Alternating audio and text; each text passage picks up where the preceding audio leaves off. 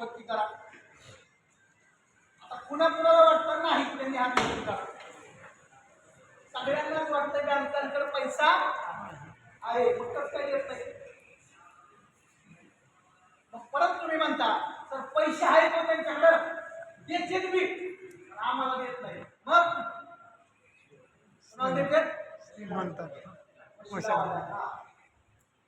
आता त्या वशिल्याचं पण त्या ठिकाणी डिक्लेरेशन होऊन जाईल. बघा, बँकांकडे खूप सारा पैसा आहे आणि तो पैसा कंपल्सरी त्यांना कर्जाच्या स्वरूपामध्ये वाटायचा. आता वाटायचा म्हणजे वलिनाथाचा भंडारा आहे का, या चला लाईन लावा आपले आपले पैसे घेऊन जावा, असं आहे का ते? अजिबात नाही. बँकांना सीडी रेशो मेंटेन करण्यासाठी आरबीआयचा एक रूल आहे. आरबीआय माहिती सगळ्यांना, रिझर्व्ह बँक ऑफ इंडिया, ज्या बँकेच्या अंडर देशातल्या सगळ्या बँकांचं कामकाज चालतं. आरबीआयचा रूल असा सांगतो की सीडी रेशो मेंटेन प्रत्येक बँकेने केला पाहिजे, म्हणजे त्यांना उपलब्ध पैशामधून कर्जाचं वाटप कंपल्सरी करायचं आहे. दुसरी गोष्ट, तुमच्या बाबतीत कदाचित असं मागं घडलं असेल किंवा आता ह्या काही दिवसामध्ये घडलं असेल, तुम्ही बँकेमध्ये कर्ज मागायला गेले, कशासाठी? शेळी पालनासाठी किंवा कुक्कुट पालनासाठी. कदाचित बँकेचा मॅनेजर आपल्याला असं म्हणलं असेल की आमच्या बँकेत शेळी पालनाला लोन होत किंवा आमच्या बँकेत कुक्कुट पालनाला लोन होत. आता मला सांगा, आता सध्या आपल्या घरातली माता भगिनी एका योजनेचा दर महिन्याला लाभ घेते. काय नाव त्या योजनेचं? लाडकी बहीण योजना. लाडकी बहीण योजना. गव्हर्नमेंटनी या योजनेसाठी अगोदर निधीची तरतूद केली का डायरेक्ट योजना सुरू केली? हो, डायरेक्ट योजना. अगोदर काय केलं? निधीची तरतूद केली आणि त्याच्यानंतर त्याचा GR तयार झाला. मग योजना जाहीर झाली, लोकांचे फॉर्म भरून घेतले गेले आणि मग त्या योजनेचं वाटप सुरू झालं. आता मला सांगा, गव्हर्नमेंट शेळी पालनासाठी योजना काढत असेल, कुक्कुट पालनासाठी योजना काढत असेल किंवा दुग्ध व्यवसायासाठी योजना काढत असेल, तर ह्याच्यासाठी अगोदर निधीची तरतूद करेल का डायरेक्ट योजना सुरू करेल? निधीची तरतूद.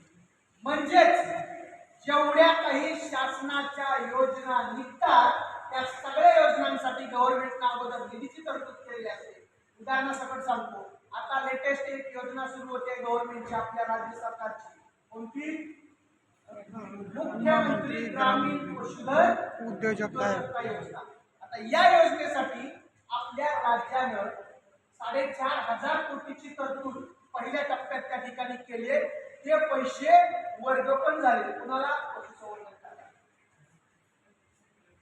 म्हणजे निधीची तरतूद अगोदर केली जाते, मग योजना त्या ठिकाणी सुरू होते.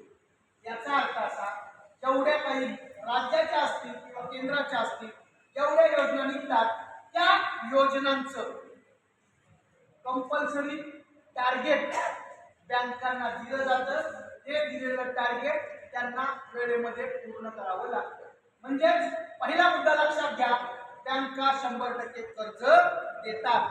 दुसरा मुद्दा, शेळी पालन कुक्कुट पालन योजनेला सुद्धा कर्ज मिळतं. पण आता मग त्यांना तर टार्गेट दिलंय, तुम्हाला तर नाही म्हणले, माझा टार्गेट कसं पूर्ण करतील? टार्गेट कसं पूर्ण करतात? जो व्यक्ती त्यांच्या बँकेच्या कर्ज प्रक्रिया वाटपाच्या प्रक्रियेत जो त्यांच्या क्रायटेरियात बसतो त्या व्यक्तीला 100% कर्जाचं वाटप केलं जातं. आता आमच्या आजूबाजूला अनेक लोकांनी कर्जाचा लाभ घेतला असेल, योजनेचा लाभ घेतला असेल, पण तो साला तुम्हाला कधीच सांगणार नाही त्यांनी काय केलं कसं. काही काही गावामध्ये प्रत्येक गावात एक कार्यकर्ता असा असतो. कसा? दुसरा काहीच उद्योग नाही, त्याला एकच उद्योग करतात. नुसती स्कीम, शासनाची योजना आली की पहिलं त्याचा फॉर्म भरायचा आणि लगेच काय करायचं? योजनेचा लाभ घ्यायचा. माझा एक मित्र आहे, नवीन नाव आहे, शासनाच्या योजना हेच त्याचं वार्षिक दुसरा उद्योगच करू.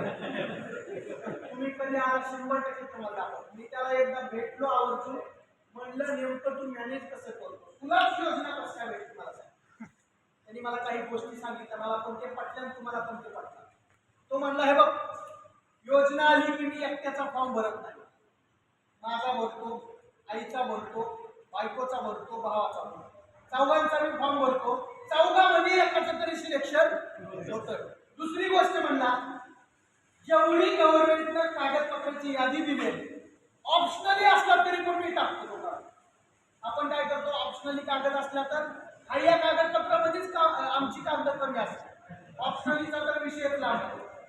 तो ऑप्शनली जे कागद सांगितलेले असतात त्याच्या सकट सगळ्या गोष्टींची व्यवस्थित कागदपत्र पडताळणी करतो. दुसरी गोष्ट म्हणला, ज्या विभागाची योजना आहे त्या प्रत्येक विभागात आपलं बऱ्यापैकी सेटिंग आहे. बऱ्यापैकी सेटिंग म्हणजे काय ना, अगोदर एकदा दोनदा फॉर्म भरले, माझं नाव सारखं गेलं, त्यांना दोनदा त्यांना भेटलो, चहा पाणी केलं, प्रत्येक वेळेस योजना मिळाली, 5% 10% त्यांना दिलं. योजना मिळते ना, कारण मला दुसरा उद्योगच नाही. सांगायचं तात्पर्य, काही लोक अशी